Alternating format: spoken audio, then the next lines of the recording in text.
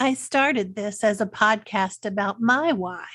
Why am I doing all of this? Coaching parents, creating resources, building ways to help people understand unschooling better. But it turned into something else. I have a formula for unschooling. I know, crazy, right? I can hear people gasping in horror at the audacity of it all. But we don't have to steer clear of formulas. They help things make sense.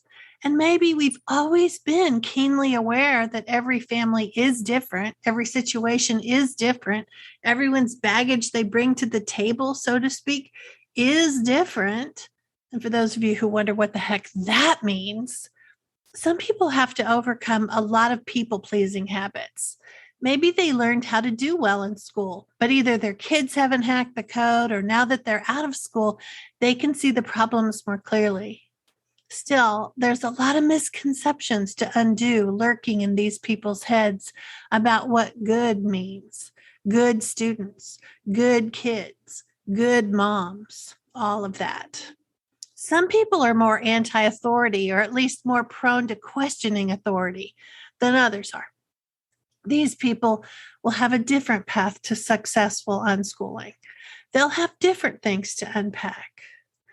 Some people have a lot of outside resistance from friends and family and even spouses. As soon as they start to get comfortable, someone pops their bubble and they feel like they're back to square one. And then people learn differently. Some like to read, some like to watch videos or listen to podcasts. And some have a habit of simply collecting all the things, but not getting back to it. I used to do that too. Interesting though, collecting is not the same as learning it.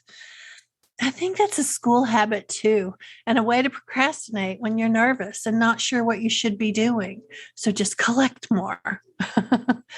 Even with all of these differences, all those different bags for people to unpack, there are still unschooling principles that permeate all of it, about trusting that the kids are hardwired to learn, that we all are, about seeing the opportunities that are all around us, about figuring out how to parent in a way that is focused on partnering and listening instead of the familiar top-down, my way or the highway approach.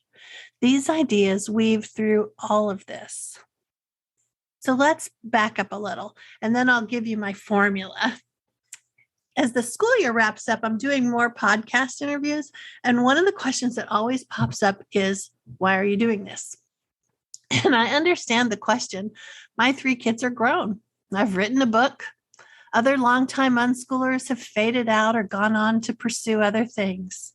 But after years, decades really, of answering questions on email lists and social media, phone calls and park days, I just couldn't walk away from all that information I knew people needed. While every family situation is unique, many similar questions circle back around. And over the years, I've gathered and created blog posts and videos to help people see that unschooling really does work. I love being able to tell you with 100% confidence that unschooling is the best approach. I'm not sharing from a position of it's supposed to work or I hope it works. It did work. Sitting here on the other side because my kids are 33, 31, and 28, it's crystal clear to me and why I want to share it all with you. Every time I caved into fear, because I did that too, those worst case scenarios I worried about never happened. And if I had spent more time tackling my fears, learning about how unschooling and deschooling really works, we could have had a bit smoother sailing. And that's really my why. I want to show you where the potholes in the road are. I want to get you the resources you need to push past your fears, see what's rational and what's not. I want to share example after example of how unschooling works and could work for your family too. I always tell people that it takes knowledge and support to be successful at unschooling, but it takes action on your part too. I spent way too many hours reading one more article or listening to one more person's description of how unschooling worked at their house. It was a way to procrastinate from diving in or engaging with the kids, or uncovering my own fears that were affecting me in ways I didn't even realize.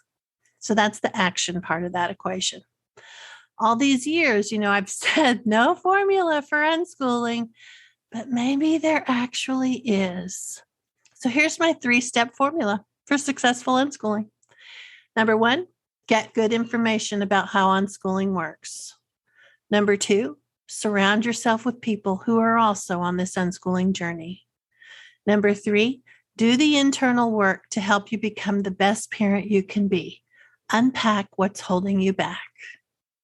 And that's why you should join my membership.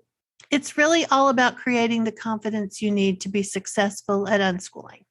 We've got multiple coaching calls each week, a members-only library of resources, a private community of parents on this unschooling path, asking questions and sharing solutions they've discovered. I'm here to help you figure out which fears are rational and which are just remnants of your own school conditioning, because you don't have to do this alone. It would be better if you didn't. Think of all the time you'll save and the mistakes you'll avoid. You just don't have to reinvent the wheel. And I want to make this as easy as possible for you to get the help you need. There's no long-time commitment. You can come for a month or get some info and boost of confidence, or stay and feel supported in this fabulous community as long as you like.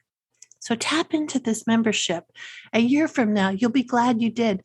Think of all the curriculum money you'll save, and you can use it for other fun family things to do, because unschooling really does work. I'd love to help you see that.